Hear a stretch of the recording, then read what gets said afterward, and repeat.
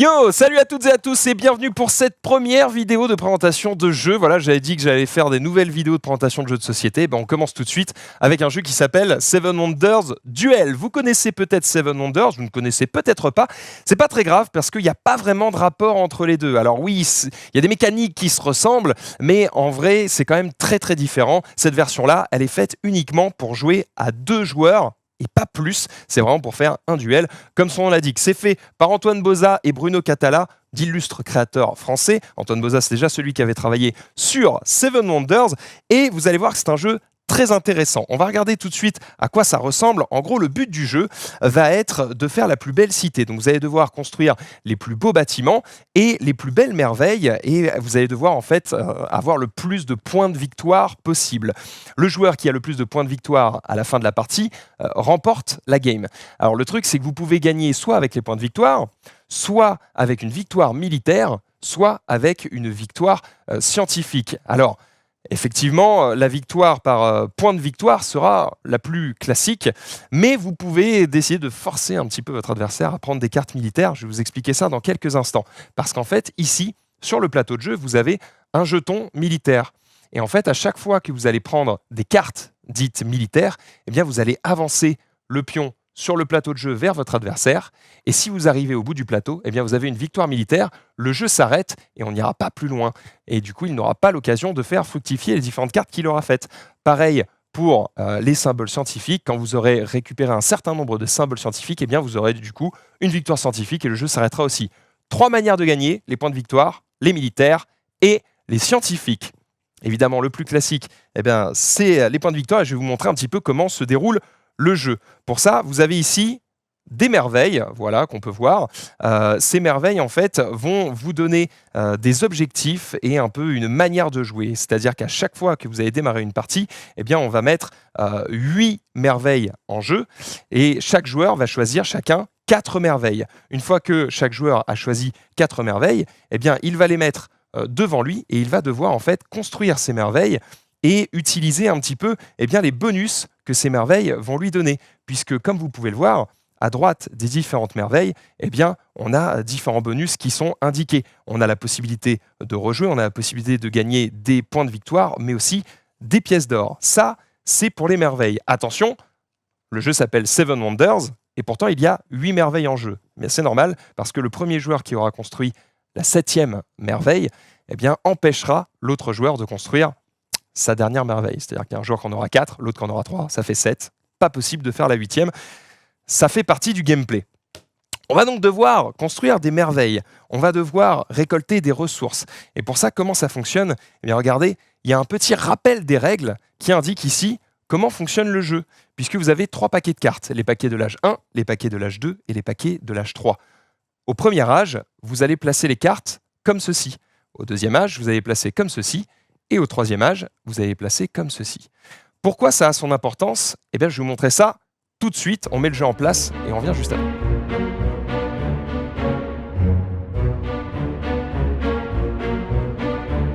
Du coup, voilà à quoi va ressembler le plateau une fois qu'on aura positionné les cartes. Pourquoi il y a des cartes face visible et des cartes face cachée ? En fait, c'est assez simple. Quand le tour de jeu commence, on va du coup choisir qui est le premier joueur. Et du coup, le premier joueur va avoir le choix entre toutes les cartes qui sont ici disponibles. Alors, on ne peut pas prendre ces cartes-là. On ne peut prendre que celles qui sont entièrement libérées et visibles. Donc là, par exemple, je vais décider de prendre cette carte-ci, qui est une carte de ressources. Après, peut-être que mon adversaire, lui, va décider de prendre, par exemple, celle-ci. Et en fait, s'il prend cette carte-là, bien joué à lui, il gagne une ressource de bois, mais du coup, on va dévoiler cette carte-là, puisqu'elle n'a plus aucune carte par-dessus elle. Et du coup, on dévoile cet hôtel. Il se trouve que l'hôtel n'a pas de coût, je peux le prendre et le mettre devant moi. Désormais, mon adversaire n'a le choix qu'entre 4 cartes, puisqu'il ne peut pas aller prendre celle-ci, elle est bloquée, et il ne peut pas prendre celle d'au-dessus, parce qu'elles sont bloquées également. Et petit à petit, comme ça, on va aller prendre différentes cartes, on va retourner évidemment celles qui sont cachées, et ça va nous permettre de dévoiler un petit peu cette pyramide de cartes, et d'avoir un maximum de points. Donc ça, c'est pour la mécanique de base, voilà, qui consiste à créer cette pyramide à l'âge 1, à l'âge 2, à l'âge 3, comme indiqué sur ce petit papier juste ici. C'est très clair, c'est très simple, c'est assez agréable à faire et ça permet d'avoir une game à chaque fois assez différente. Et surtout, il va y avoir un vrai jeu stratégique, puisque comme je vous l'ai montré tout à l'heure, certaines merveilles, dont par exemple, celle-ci, voilà, par exemple cette merveille, vous voyez, il y a un petit symbole ici avec 2 flèches qui tournent. Hop, je vous la remontre ici. Et en fait, ce symbole, il veut dire quoi? Il veut dire qu'on peut rejouer. Ça veut dire que vous allez pouvoir prendre une carte, construire cette merveille et rejouer derrière. Et d'un coup, la stratégie est vachement plus intéressante parce que vous allez pouvoir empêcher l'adversaire de faire ce qu'il avait prévu de faire. Et ça, c'est plutôt sympathique. Donc on a cette mécanique où chacun notre tour, on va prendre des cartes et dévoiler de nouvelles cartes. Mais maintenant, je vais vous présenter du coup, les différentes cartes du jeu. Comment ça fonctionne, c'est quoi les cartes vertes, c'est quoi les cartes marron, c'est quoi ce jeu?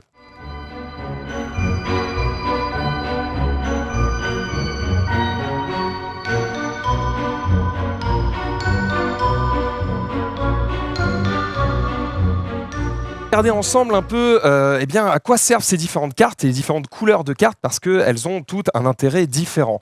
En fait, vous avez, je vous l'ai dit, 3 âges. À l'âge 1, vous allez avoir beaucoup de ressources, assez peu de bâtiments. À l'âge 2, vous allez avoir un peu moins de ressources, un peu plus de bâtiments. Et à l'âge 3, vous allez avoir que des bâtiments. C'est-à-dire qu'il n'y a plus de ressources. Si vous n'avez pas pris assez de ressources et que vous arrivez à l'âge 3, ça va être un peu plus compliqué pour vous.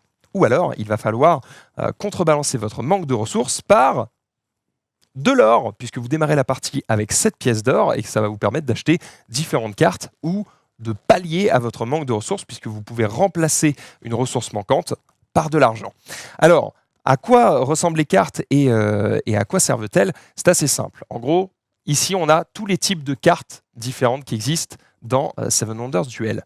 Ces cartes ici sont les cartes de ressources. Les marrons, en fait, ce sont les cartes de ressources les plus basiques et les plus faciles à obtenir. C'est aussi les plus demandées. Ici, vous avez les ressources un peu plus rares.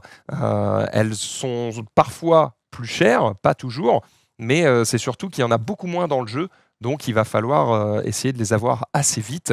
Sinon, eh bien, vous allez devoir payer à chaque fois qu'il vous manque ce genre de ressources. Donc voilà, ça, c'est les ressources et c'est ce qui va vous être demandé pour construire des bâtiments. Vous voyez le coût ici, c'est le coût des cartes juste en dessous du bandeau. En haut, c'est ce que cette carte va vous donner comme ressource. En dessous, c'est ce que ça vous coûte. Donc ces 2 cartes coûtent 1 pièce d'or. Ici, on a les cartes économiques. Ce sont les cartes jaunes. Les cartes jaunes, elles vont vous rapporter en général de l'argent ou vous permettre de payer moins cher les différentes ressources ou bâtiments que vous allez vouloir acquérir. Ici, on a les cartes militaires. Ce sont des cartes rouges. Et elles vont vous permettre à chaque fois de faire avancer le pion militaire sur le plateau de jeu d'une case. Petite particularité sur les points militaires, quand vous arrivez à ce stade du plateau, eh bien, vous allez enlever ce petit jeton. Ça veut dire que votre adversaire eh bien, va perdre 2 pièces d'or immédiatement. Et en plus, si vous terminez la partie et que votre jeton se trouve ici, eh bien, vous gagnez 5 points de victoire supplémentaires. Et si vous continuez d'avancer, eh bien, vous allez enlever à votre adversaire 5 pièces d'or immédiatement et vous gagnerez 10 points de victoire à la fin de la partie si vous êtes ici. Comme dit tout à l'heure, si vous arrivez jusqu'ici, vous remportez la partie immédiatement. Pas de points de victoire pour vous. La partie s'arrête et vous êtes le grand vainqueur. Donc ça, c'est les cartes rouges. Elles sont assez intéressantes parce que quand bien même vous n'obtiendriez pas une victoire militaire, ça va forcer votre adversaire à prendre quelques cartes militaires sous peine de voir la partie s'arrêter pour lui un peu plus vite que prévu. Donc ça va le forcer à faire des choix qu'il ne voudrait pas faire et ça vous permet de contrôler un petit peu la game. De ce côté-ci, vous avez les cartes vertes qui sont des cartes scientifiques. Le principe est assez simple. Dès que vous allez avoir 2 symboles identiques, puisque vous voyez en haut, on a des symboles scientifiques, d'accord? Et en fait, quand vous avez 2 symboles identiques dans votre jeu, eh bien, vous pouvez prendre un jeton scientifique qui ont chacun des pouvoirs particuliers qui vous sont expliqués dans les règles. Ça, je ne vous l'explique pas en détail, vous le découvrirez quand vous achèterez le jeu. Mais en général, ce sont des pouvoirs qui vont vous permettre d'asseoir une stratégie. Si vous avez par exemple une stratégie où vous voulez être extrêmement riche pour gagner des points de victoire liés à votre richesse en fin de partie, eh bien vous allez pouvoir augmenter ça. Si votre stratégie consiste à construire beaucoup de cartes, eh bien vous allez pouvoir également miser là-dessus. Il y a même un symbole scientifique qui vous donne un symbole scientifique pour vous permettre d'avoir une victoire scientifique encore plus simple et plus rapide. La victoire scientifique, si je ne dis pas de bêtises, je crois qu'il faut avoir 6 symboles, 6 symboles différents. Voilà. Mais j'ai pas envie de dire de bêtises, donc je vais vérifier. Parce que c'est chiant quand tu dis de la merde dans une vidéo, Max. C'est insupportable. La victoire scientifique, c'est quand... C'est 6 symboles scientifiques différents. Putain, t'es un king! T'es un king, putain! Alors voilà, 6 symboles scientifiques différents, ça vous permet d'avoir une victoire scientifique. Et pour ça, il faut avoir 2 symboles identiques sur vos cartes. Encore une fois, on voit le coût qui est juste en dessous ici. Celle-ci coûte 2 pièces d'or. Celle-ci, elle coûte un parchemin. Le parchemin étant une ressource rare qui fait partie des cartes disponibles dans l'âge 1 et 2. Ici, vous avez des cartes qui sont de simples bâtiments. Les cartes bleues ne rapportent que des points de victoire. Ici 3, c'est une carte d'âge 1. Ici 4, c'est une carte d'âge 2. Et ici 7, c'est une carte d'âge 3. Et comme vous pouvez le voir, à l'âge 1, cette carte ne vous coûte absolument rien. Elle est parfaitement gratuite.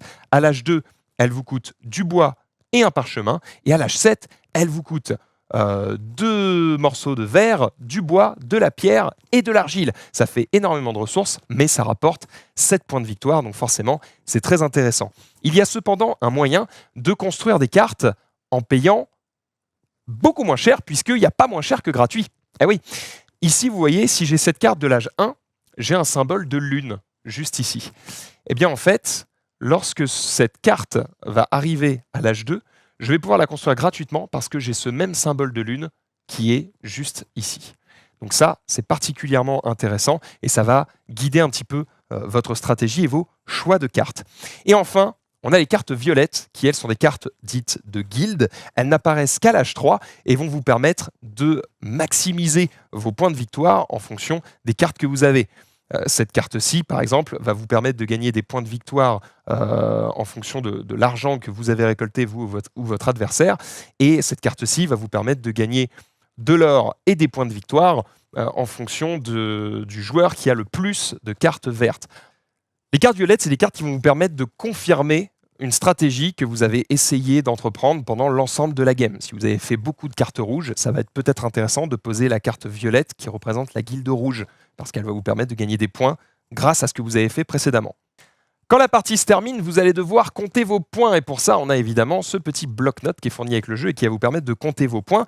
On va compter les points que vous ont rapporté vos cartes bleues, vos cartes vertes, vos cartes jaunes, violettes, vos merveilles, vos points scientifiques, vos pièces d'or, puisque toutes les 3 pièces d'or, vous gagnez un point de victoire. On va compter également vos points militaires. On va faire la somme de tout ça. Et celui qui a le plus de points remporte la partie.